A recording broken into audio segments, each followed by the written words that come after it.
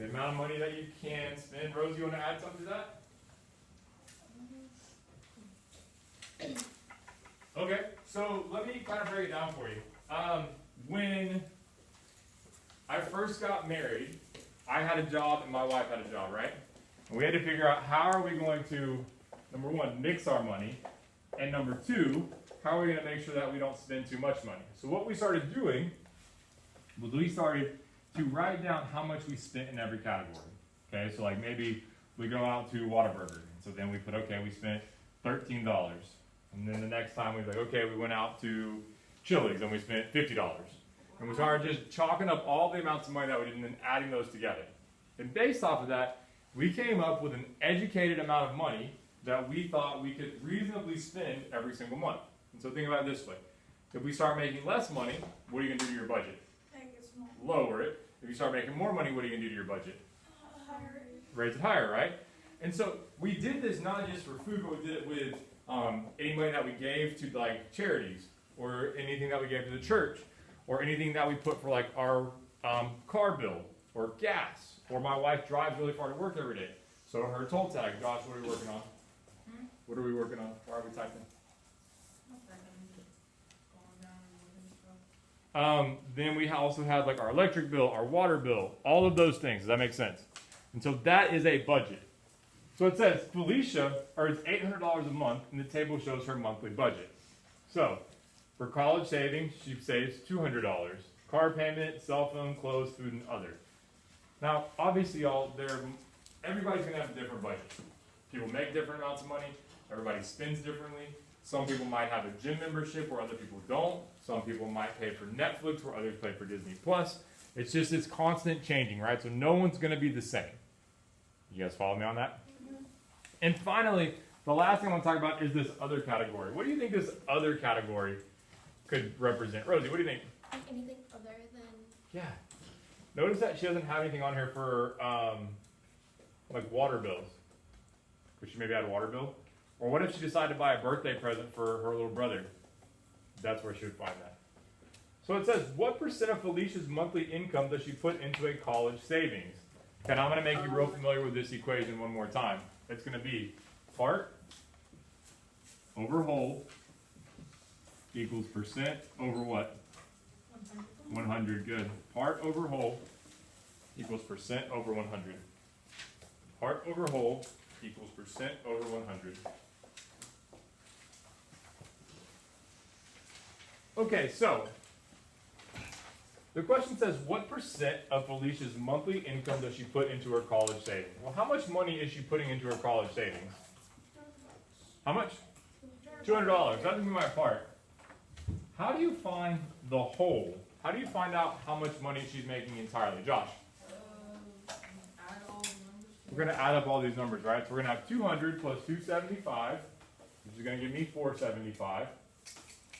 Now 475 plus 125. Somebody tell me, what is 475 plus 125? Zion? 500. 600. Because 25 gets us to 500. 100 gets us to that, right?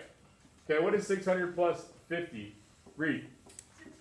650. Kendall, what is 650 plus 100? 750. 750. And let's see here, Ruger, what's 750 plus 50? 800. Okay, now, I'm showing you how we found the whole. Does anybody see an easier way that we could have found the whole? This is the way to do it whenever we don't have it.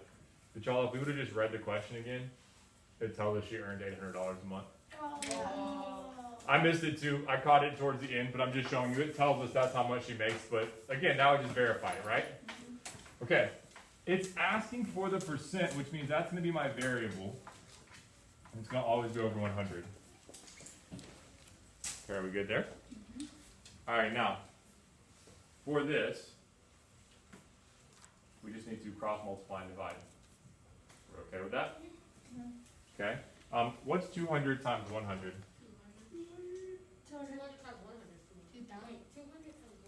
200 times 100. And cross multiply. 20,000? You think 200 times 100 is 2,000? Or 200? 20,000.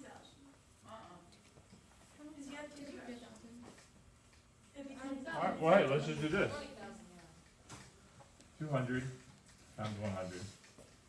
0, 0, 0, 0, 0, 0, 0, 0, 0, 0, 2.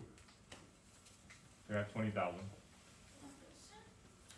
And then 800 times x is what?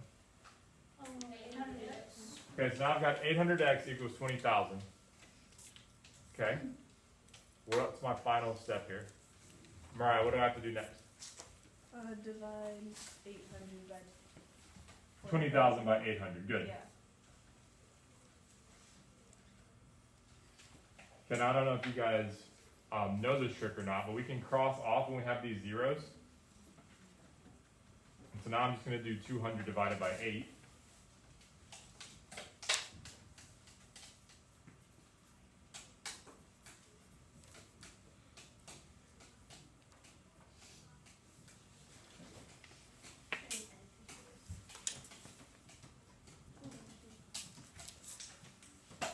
And I got x is equal to 25.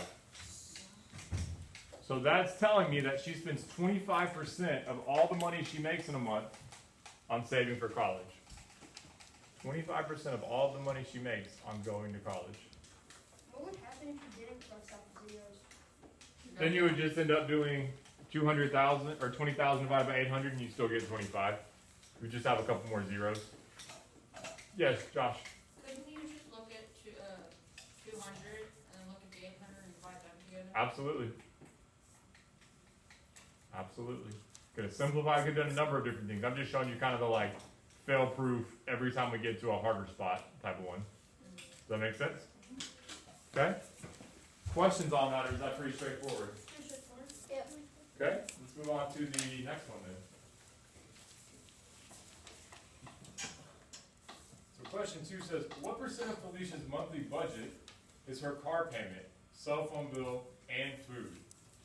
So we're looking for car, cell phone, and food. Now I'm going to erase this real quick and then we'll just keep working through it.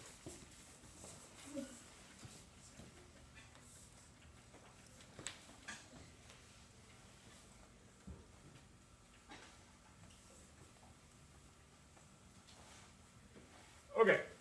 What percent of Felicia's monthly budget is her car payment, cell phone, and food? So once again, we're still going to be doing part over what Oh, is equal to what? X over, no, percent over 100. Percent over 100. Okay, good. Okay, so the whole we know is going to be how much money? 800. $800. And we know we're looking for a percent, so that's our X. But how am I going to figure out her car payment, her cell phone, and her food? By what? Adding them all up, right? We're going to take her car payment, which is $275, her cell phone, which is $125, and food. Will you add those three up for me? Her car payment, her cell phone, and her food. Her car payment, her cell phone, and her food. Zana, what'd you get? 500. Do we agree? Yes. So now I've got 500 over 800 equals X over 100. Are we good with that? Okay. All right, solve it for me. 500 over 800 equals X over 100. 500 over 800 equals X over 100.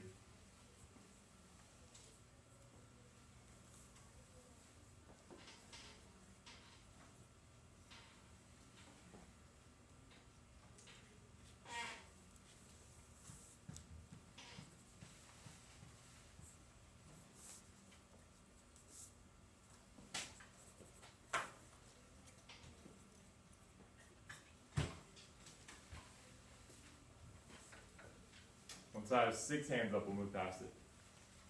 Got 3, perfect. Take your time, you're good. Just want to make sure we're all contributing here.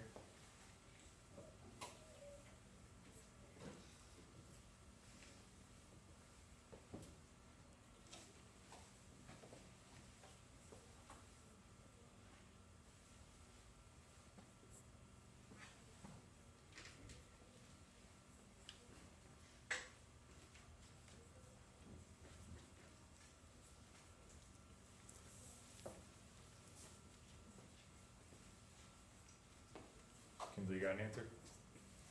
No. 4, 5. Anthony, what'd you get? I got 500 over 100. You got 500 over 100?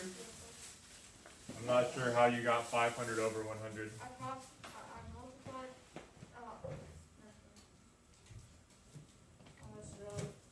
Okay. Josh, help me out. What'd you get? 525. 525? I got 62.5. Yeah. 62.5. 62.5 is correct. If we do 500 times 100, that's going to give me 50,000. 800 times x gives me 800x.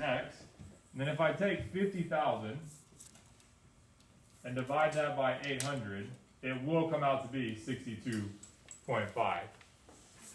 So what that tells me is that she spends 62.5% of all of her money on those 3 bills. Does that make sense?